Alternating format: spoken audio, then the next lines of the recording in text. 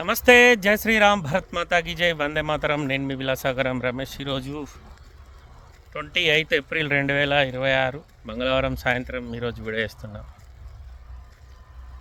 ఒక ఉన్న పామును కాపాడడానికి ఒక పెద్ద మనిషి పోయి, నేను నిన్ను కాపాడతా కానీ నువ్వు నన్ను కుట్టద్దని అడిగిందంటే దాన్ని. ఎందుకు అట్లా అడుగుతున్నావు? నేను నా స్వభావం అట్లాంటిదే కదా, నేను విషపూరితమైన దాన్ని. నువ్వు ఎంత మంచివైనా నేను ఖచ్చితంగా కుడతా కదా అంటే, నువ్వు కుడితే నేను ఊపుకుంటుందా, నేను చంపేయనా అన్నట్టు. ఇది ఎందుకు చెప్తున్నా అంటే, ఇప్పుడున్న జనరేషన్లో చాలామంది శరీరం అంతా విషం పెట్టుకొని మాట్లాడతారు. మనం ఏడు మనోడే కదా అని, మనం వాడు ఎట్లాంటి పరిస్థితులు ఉన్నా మనం సరే పొంతి ఒకప్పుడు తప్పుగా ప్రవర్తించి ఇప్పుడు మంచిగా మారిపోయిండు అని దగ్గర తీస్తాం. కానీ పాము లెక్కనే ఎప్పుడు కాటెత్తరు తెలియదు. కాపాడిన తర్వాత పాము మనల్ని కుట్టింది అనుకోర్రి, మనం ఊకోం కదా, మనం పాముని చంపుతాం. కానీ మన లైఫ్ కూడా వీక్తుంది కదా దాంతో. ఇది చాలామందికి జ్ఞానోదయం కావాలి ఇప్పుడున్న జనరేషన్లో. ఒక్కసారి ఆ వ్యక్తి ఎప్పుడన్నా మనకేదైనా ప్రాబ్లం చేసి చాలా రోజుల తర్వాత మళ్ళీ మనకు తారసపడి, ఏ అన్న అప్పుడు ఇక నా టైం మంచిగా లేదు, ఇప్పుడు నేను మారిపోయినా అంటే మాత్రం అస్సలే నమ్మకూడదు.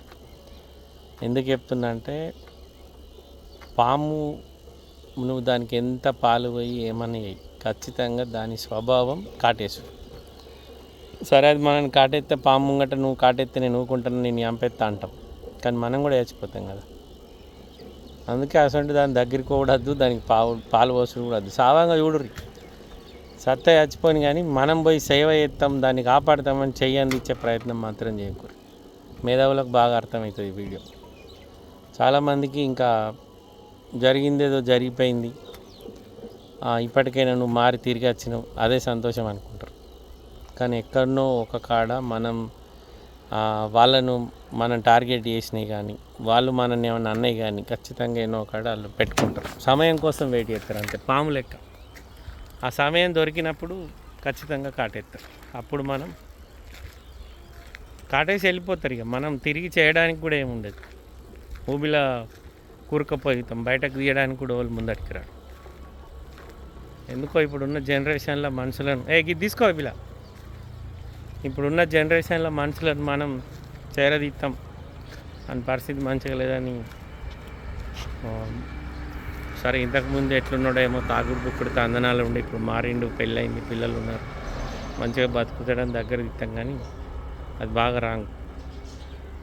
మనిషికి కుక్కతోక వంకర అన్నట్టు, ఒకసారి చెడు మార్గంలో పోయినోడు ఏదో 4 రోజులు పబ్లిక్ కూడా మంచిగా మారినట్టు కనబడతాడు. కానీ అది ఎటుపోదు, అది ఎప్పటికి ఉండిపోతుంది. ఒకేసారి ఏమన్నా మిస్టేక్ మాట్లాడితే సారీ. మళ్ళొకసారి అందరికీ జై శ్రీరామ్.